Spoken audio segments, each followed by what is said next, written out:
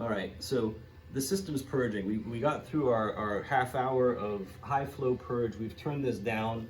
We're gonna wait another 20 or 30 minutes probably for everything to sort of stabilize, for the lamp to heat up. You know, there's gonna be a lapse time of an hour from the process starting to now, let's say. And if we don't have something else to do during that time, we could do a wavelength check of the system. The deuterium lamp has a very recognizable spectrum, and it has wavelength markers in it, you know, the Lyman alpha line at 121.5, and it has peaks at 159 and 161. So we can take a detailed spectral scan, which will inform us as to the wavelength precision of this device while we're waiting for the purge to reach its final sort of level. And so to look at a wavelength scan, I'm going to want to close the slits, which I control with these micrometers here. For most of our sample measurements, we've had them at 1 millimeter, and now I'm closing them down to 100 microns. I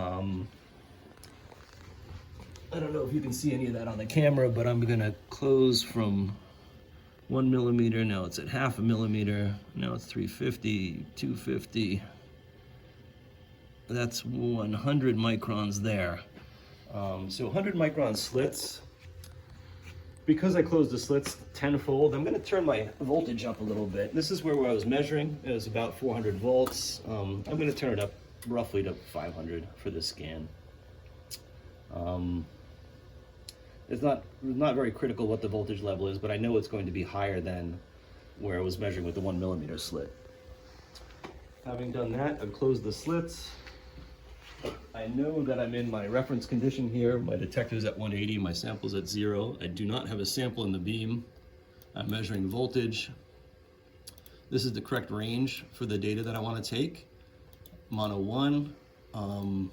For this detailed scan, instead of a 1 nanometer step, I'm going to have a 1 angstrom step, or a tenth of a nanometer. And I'm going to start that scan. While this is slewing, it's not a good time to cancel a scan. I mentioned earlier, let that system take a data point or two before you hit cancel, so you don't lose your wavelength position going forward.